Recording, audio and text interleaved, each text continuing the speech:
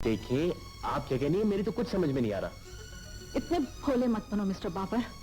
इस वक्त मुझे मंसूर की तलाश है। आप प्लीज मुझे बताइए वो किधर है। दोस्तों, आज की वीडियो उन पाकिस्तानी सिंगर्स पर बनाई गई है जिन्होंने मौसीकी की दुनिया में नाम कमाने के बाद अदाकारी के मैदान में भी कदम रखा और ड्रामों के साथ साथ फिल्मों में भी नजर आए। कुछ गुलकारों ने अपनी फनी वर्सटैलिटी के जरिए अदाकारी के शोबे में भी मद्दाहों के दिलों पर राज किया और बाज ने मौसीकी की फील्ड में वापस जाने में ही आफियत समझी। इन गुलकारों ने किन ड्रामों और किन फिल्मों में अदाकारी की, आइए जानते हैं। जी बस कोई नहीं इस दुनिया में, मेरा बस एक छोटा भाई है। और वो भाई कहाँ है? अस्पताल में है जी, ब्लड कैंसर है जी। जुल्फकार भाई ने तो एक झलक देखते ही पसंद कर लिया था कल सोमबाजी को। कल सोमबाजी है इतनी प्यारी। हाँ अल्लाह, मतलब जल्दी से हमारे घर आ जाए, मुझसे तो इंतजार नहीं हो रहा। कौन बताइए? कब बाप पैदा ला दे? आओ, कौन तुमको कपड़ा धोने नहीं दे? क्यों मना किया? हाँ, क्यों मना करते? क्यों मना करते हैं? भर्ती से ना सामने का बाहर में उसको निपटने दो, छोड़ दो। फिर उसके बाद देख कैसे चमकते हैं अपन सितारे की तरह इस बस्ती में है। बल्कि मैं तो बोलता हूँ तू भी बंद कर अपना ये पान बीड़ी का धंधा, अपन के साथ आजा, तेरा थोबड़ा भी बहुत अच्छा है, ड्रामे में फिट बैठेगा। क्या आप सचमुच डॉक्टर हैं? आपकी बातों में भी शिफा है और आपकी नजरों में भी शिफा है। सब डॉक्टर्स को आपकी तरह होना चाहिए वैसे। जी हाँ, जोया को टिकट देने जा रही थी तो सोचा आप लोगों से भी मिल ली जाऊं। काम हो रहा था क्या? काम भी हो रहा था और इंतजार भी। देखिए, मैंने आपसे कहा आपका मेरा मजाक नहीं है, आपको जानता भी नहीं हूं मैं। और वैसे भी दुखी दोनों को मजाक नहीं उड़ाना चाहिए, गुनाह मिलता है इससे। इतना अच्छा बच्चा है ना ये। बच्चा फनलैंड चलेंगी मेरे साथ आप? मेरे दादा को मौसीकी का बहुत शौक था। किसी को जगाने का हुक्म न था।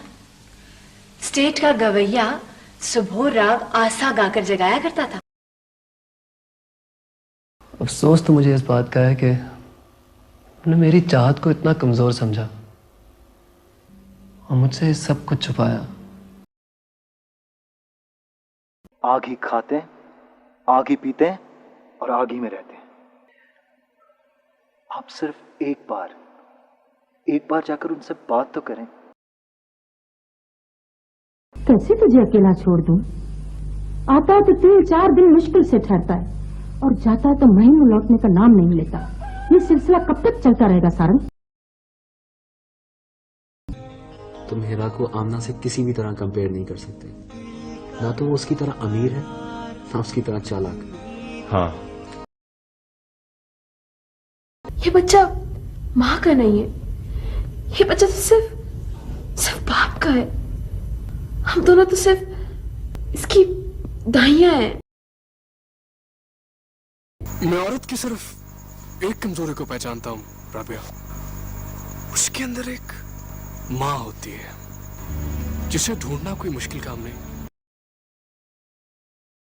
मेरी बेअदबी दरअसल मेरी बेकरारी थी, जज्बातीपन था। आपको देखते ही मैं बेकाबू हो गया था। माफ करती जीना। क्योंकि तुम्हारा किरदार मेरी कहानी में खत्म हो गया और अब जिस सफर पे मैं निकलने वाला हूं उसमें अपने किसी पुराने रिश्ते की परछाई भी मैं बर्दाश्त नहीं कर सकता। मैं केस की तफ्तीश के लिए निकल पड़ा था और सबसे पहली मंजिल थी एयर होस्टेस अंजुमन का घर, कि मेरे पास पेट्रोल सिर्फ अंजुमन के घर तक जाने के लिए था। लेकिन इस कहानी को इन्हीं खुतूत में कैद रहने दे बेटा। अब इनको जाया कर देते हैं, खामखा तकलीफ होती है भी। अरे कमाली बेटा, यहाँ अमीर होने का एक ही तरीका है, अमीर लड़की से शादी कर लो। करोड़ों वाली के पति नहीं बनोगे तो करोड़पति कैसे बनोगे? हमने आपका बहुत नाम सुना था, शुक्र है आज दीदार भी हो गए। हम आपकी फिल्में बहुत शौक से देखते हैं। अल्लाह पाक ने कच्ची खबरों और पक्की कब्रों से मना किया है। खबर हमेशा पक्की और कब्र हमेशा कच्ची होनी चाहिए।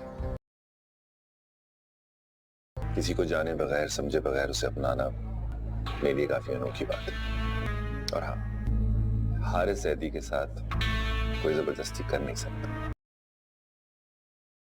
तुमने उससे ऐसा शौक दिया है जिसको बर्दाश्त करने के लिए विल पावर के एक मजबूत शॉक प्रूफ आदमी की जरूरत होती है। शायद ही वो ये शौक बर्दाश्त कर सकेगी। ये जो मोहब्बत होती है ना, ये दुनिया की सबसे बड़ी सच्चाई है। इसमें कोई खोट नहीं होती। ओ उजड़ के मापिया की दहलीज पे आ गई है बादशाह। ते भैना उजड़ जान ते वीर जिंदे जाने मर जाने ने। बंदूक जिंदगी की दुश्मन है ते चिमटा जिंदगी की रौनक। बंदूक चलाने वाले नू सजा मिलती है ते चिमटा बजाने वाले नू इनाम। हो सकता है तुम्हारी जरीना तुम्हारे पास लौट आए और ये नगीना मर जाए। तू ये भूल गया ना? हाँ, तुझे याद नहीं दिलनाज की वजह से पहले कितना ऑफ सीन हो गया था? मुझे कोई मसला नहीं है, लेकिन मुझे सबसे दूर रखो। लाइसेंस दिखाइए।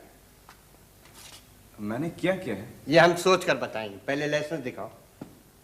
आपने शायद मुझे पहचाना नहीं। वो हम जैसे फनकारों को दौलत का लालच देकर अपनी जाल में फांसते हैं और फिर दुनिया के स्टेज पर कठपुतली की तरह नचाकर चोर, डाकू, कातिल और स्मगलर बना देते हैं। आखिर में इस वीडियो का मकसद आपको ये दिखाना था कि पाकिस्तानी शोबिस इंडस्ट्री में गुलकारों ने सिर्फ अपनी आवाज के जरिए ही नहीं बल्कि अदाकारी के मैदान में भी कामयाबियां हासिल की। इन फनकारों ने दोनों शोबों में अपनी सलाहियतों का सबूत देकर ये साबित किया कि असल फन किसी एक दायरे तक महदूद नहीं रहता। उम्मीद है कि ये सफर यादगार आपके लिए मालूमाती, दिलचस्प और यादों से भरपूर साबित हुआ होगा। इनमें से आपका पसंदीदा कौन है और क्या आप मजीद ऐसे गुलकारों को जानते हैं जिन्होंने अदाकारी भी की हो? तो कमेंट्स में जरूर बताएं। अगली वीडियो में फिर मिलते हैं। अल्लाह हाफिज। बात नहीं है, सब कुछ हकीकत है। मैं हूँ, तुम हो। तुमसे मिलने के लिए मुझे अपना हुलिया बदलना पड़ता है, गंदे कपड़े पहनने पड़ते हैं, छुप कर मिलना पड़ता है। और यार पैसे की बात कौन कर रहा है? शाही अजीब बात ही कर रहे हो तुम लोग। What I'm saying is, अच्छा खैर छोड़ो, गोली मारो यार। तू मुझे शहर के सबसे बड़े स्टेज पर गाता हुआ देखने चाहती थी ना, तो देख